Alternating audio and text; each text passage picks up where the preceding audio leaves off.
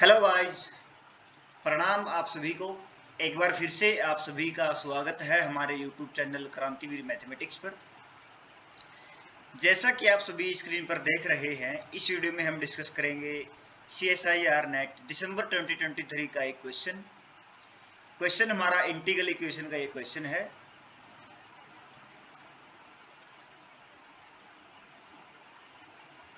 Question from integral equation 4.75 marks का ये question है।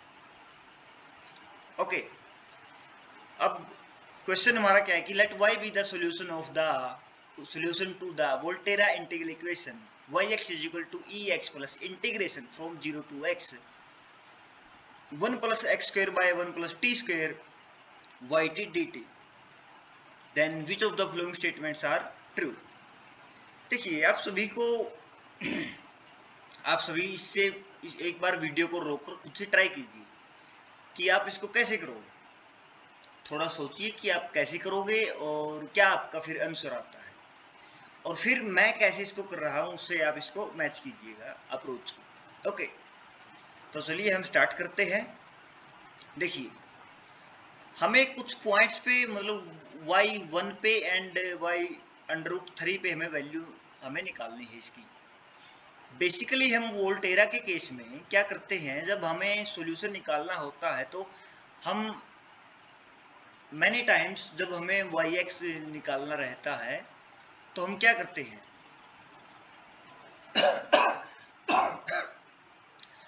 हम डेरिवेटिव करते हैं through out the equation.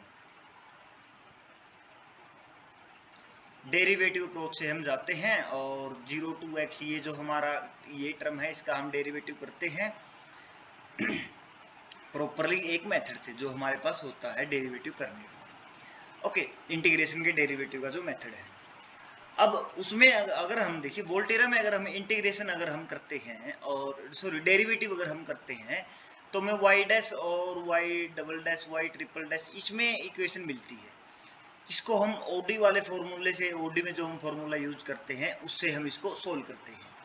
But इसमें हमारे पास क्या आते हैं, कॉन्स्टेंट्स की वैल्यू हो जाती है C1x C2x ऐसे करके हमारे पास C1 C2 कांस्टेंट इसमें फॉर्मूले में आ जाते हैं जो कि yx के सॉल्यूशन में आते हैं। ओके, yx में यहाँ पे कुछ C1 C2 की टर्म C3 एक्सेट्रा इनकी टर्म्स आ जाती है, जिनको हम मतलब गिवन बाउंड वैल्यूज पे जो मतलब गिवन सम पॉइंट्स पे वैल्यूज दी रहती है उनसे हम इसको निकालते हैं। बट यहाँ पे ऐसा हमारे पास कुछ भी नहीं है, ऑलरेडी हमें किसी पॉइंट पे वैल्यू निकालनी है, तो हम यहाँ पे डेरिवेटिव वाले मेथड से नहीं जाएंगे। हम यहाँ पे करेंगे, देखिए हमें डायरेक्टली yx हमें यहाँ पे निकालना है, तो हम यहाँ पे रिजोल्वेंट कर्नल से हम निकालेंगे।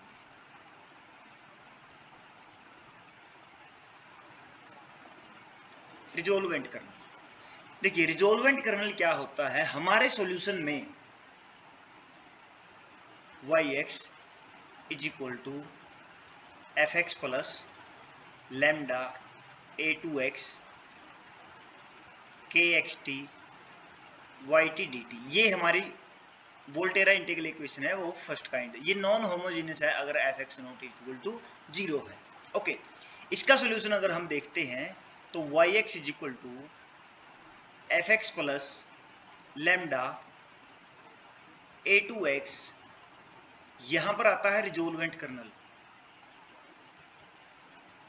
rxt लैम्डा, और यहां पर हमारे पास आता है ft। यहाँ पर yt है इक्वेशन में, और सॉल्यूशन जब हम निकालते हैं तो यहाँ पे ft dt हमारे पास आता है। यहाँ पर अगर हमें रिजोल्वेंट कर्नल का, अगर हमें सॉल्यूशन गिवन है और रिजोल्वेंट पूछा तो ये हमारा रिजोल्वेंट होता है, और अगर हमें सॉल्यूशन निकालना है और सॉल्यूशन निकालना है तो हमें रिजोल्वेंट निकालना पड़ेगा। अब हम रिजोल्वेंट कर्नल कैसे निकालते हैं, आप सभी को पता है रिजोल्वेंट कर्नल का फॉर्मूला क्या होता है, xt lambda is equal to summation n is equal to 0 to infinity lambda to the power n k n plus 1 xt। Okay, ये हमारे पास आता है, ये हमारे पास रिजोल्वेंट कर्नल का फॉर्मूला है। सिमिलर कंडीशन हमारे पास फ्रेडहोम इंटीग्रल इक्वेशन में भी होती है। अब हमें रिजोल्वेंट कर्नल निकालना है। ये हमारे पास जो आएंगे देखिए K1, K2, K3, ये इटरेटेड कर्नल हमारे पास हैं। इनको हम कैसे निकालते हैं आप सभी को पता ही होगा। K1xt is equal to KXT, okay. KNXT is equal to हमारे पास ये क्या आएगा वोल्टेरा के केस में T2x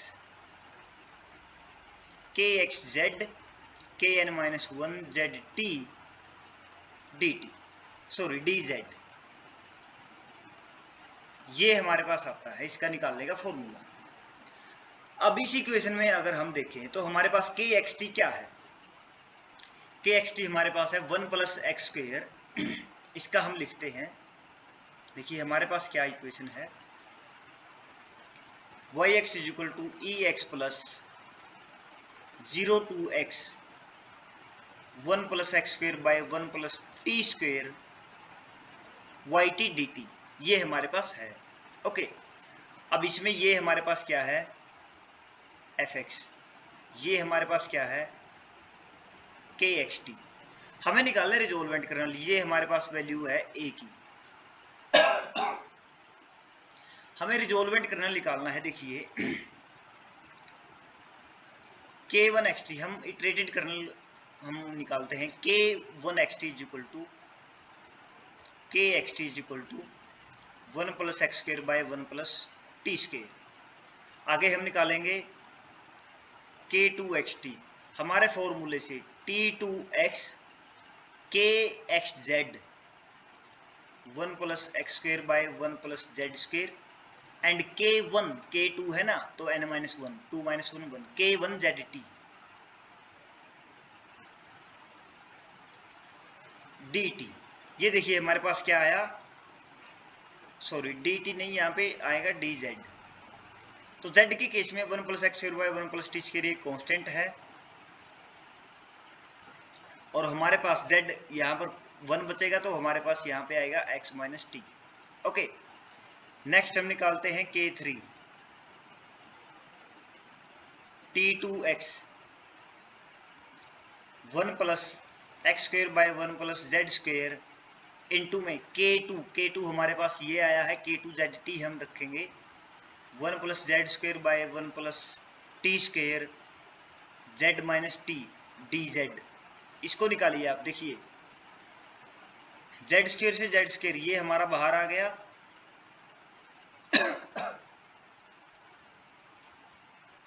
1 + x² / 1 + t² ये हमारा आ गया। अंदर हमारे पास क्या बचा z - t, इसका हम इंटीग्रेशन करेंगे z² / 2 minus tz T2x limit के साथ, ओके। 1 + x² / 1 + t² ये हमारे पास क्या आएगा x² / 2 minus tx minus t² / 2 plus t²। यहाँ से देखिए t² माइनस t² ये है हमारे पास, तो ये क्या हो जाएगा प्लस में, ओके। अब यहाँ पे हमारे पास क्या होगा, ये देखिए क्या है आइडेंटिटी यहाँ पे बन रही है 1 + x² / 1 + t² इंटू में इसको हम लिखेंगे x - t² / 2, ओके। ऐसे ही अगर हम नेक्स्ट निकालते हैं तो हमारे पास एक पैटर्न हमें मिलता चला जाएगा। ये आप प्रैक्टिस करोगे तो आपको याद भी हो जाएगा कि किस कंडीशन में क्या होता है। और मैं आपको एडवाइस करता हूँ आप प्रैक्टिस मत कीजिए, आप अगर खुद आप एक बार करेंगे तो आप इसको जल्दी कर पाएंगे, क्योंकि क्वेश्चन में एक भी पॉइंट पर अगर उसने चेंज कर दिया KXT को, वो देखिए डायरेक्ट इटरेटेड कर्नल भी आपसे पूछ सकता है, एक भी पॉइंट अगर चेंज कर दिया तो आपका आप भूल भी सकते हैं कि आपने किस पैटर्न पे क्या वैल्यू निकाली थी, तो गलती हो सकती है। ये हमारा आया क्या K2, सॉरी K3। K4 हमारे पास आएगा 1 + x² / 1 + t² x - t⁻³ / 3 factorial, okay. और सिमिलरली हमारे पास के एन हमारे पास क्या आएगा 1 plus x square by 1 plus T square X minus T to the power n minus 1 by n minus 1 factorial. Okay, अब अगर हम इनको फॉर्मूले में रखते हैं हमारे रिजोल्वेंट कर्नल वाले फॉर्मूले में, वो क्या था R X T lambda is equal to summation n is equal to 0 to infinity lambda to the power n, and ये था हमारा K N X T K N minus 1 X T. अब यहाँ पे लैम्डा हमारा क्या है, लैम्डा हमारा यहाँ पे क्या है 1, ये देखिए यहाँ पे है लैम्डा, लैम्डा हमारा 1 है, तो हम लैम्डा को 1 रखेंगे, सभी के साथ multiplication 1 to the power n 1 simply. अब हम करेंगे सिर्फ केज का हम सम करेंगे, k1 1 plus x square by 1 plus T square, ये सभी में है, तो हमारे पास क्या मिलेगा x माइनस टी यहाँ पर प्लस में x minus T square by 2 factorial plus में x minus T cube by 3 factorial up to infinity. Okay, अब ये जो फॉर्मूला हमारे पास होता है आप सभी को पता है ई जेड का एक्सपेंशन क्या होता है, यानी कि ई एक्स का ई जेड किसी का भी ले लो, वो होता है हमारे पास 1 plus x square by 2 factorial X 3 by 3 factorial ऐसा। तो ये हमारे पास क्या हो जाएगा 1 plus x square by 1 plus T square into में e to the power x minus T. Okay, ये हमारे पास हो जाएगा।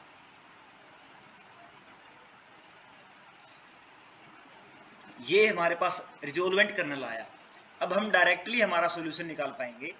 देखिए वाई एक्स हमने ऊपर लिखा हुआ था कि हमारा रिजोल्वेंट कर्नल के बाद वाई एक्स हमारा क्या बनता है, ये देखिए यहाँ पे इसमें वैल्यू इसकी पुट कर दो, ये पुट कर दो सिंपली। एफ एक्स हमारा क्या है ई एक्स है, ये याद रखिएगा। लैम्डा हमारा 1 है, तो F X E x plus lambda 1 into में 0 to X as it is. Okay, resolvent kernel हमारा क्या आया, ये जो हमारा आया है 1 plus x square by 1 plus T square E to the power X minus T. यहाँ पर लिखना है हमको F T not Y T, ये ध्यान रखिएगा, एफ टी यहाँ पे लिखना है। एफ एक्स ये है तो एफ टी हम लिखेंगे इंटू में e to the power t d t. यहाँ से ये कैंसिल, ई एक्स इसको हम बाहर ले लेंगे, ई एक्स प्लस एक्स की टर्म को हम बाहर ले लें क्योंकि हमारा integration with respect to T है, तो इसको हम कांस्टेंट मान करके बाहर ले रहे हैं। E to the power x 1 plus T square, इसका इंटीग्रेशन आप सभी को पता है tan inverse t limit 0 to x.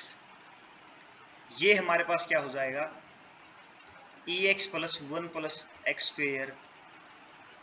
यहां पर हम ई एक्स को बाहर भी ले सकते हैं, यहां से भी। Okay, 1 plus x square tan inverse T, x पे अगर हम देखें तो tan इनवर्स टी हमारा आ जाएगा जी टी, 0 के लिए 0, तो ये हमारा सॉल्यूशन आ गया। अब हमें वैल्यू निकालनी है y1 पे।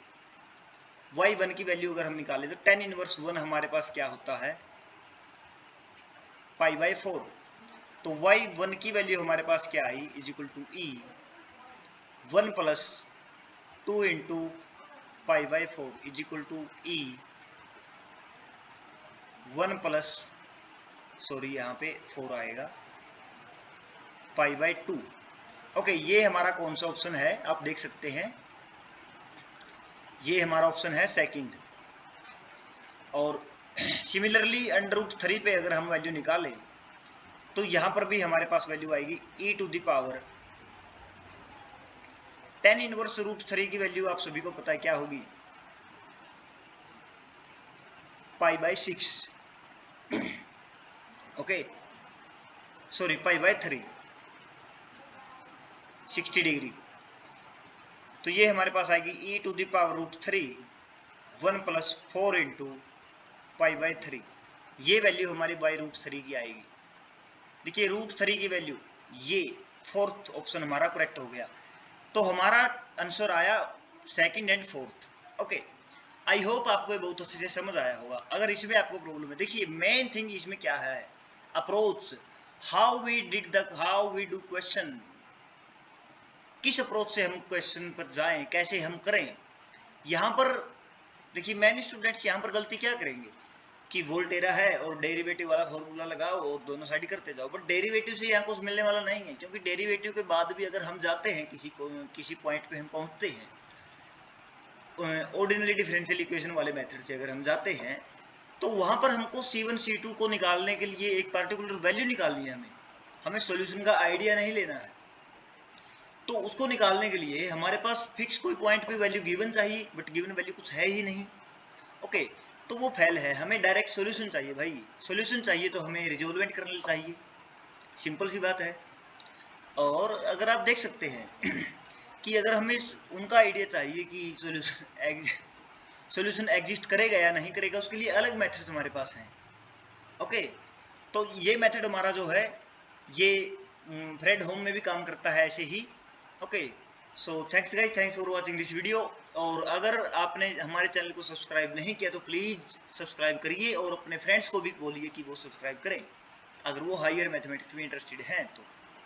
Thanks, bye bye, ta-ta, take care, पढ़ते रहिए, बढ़ते रहिए।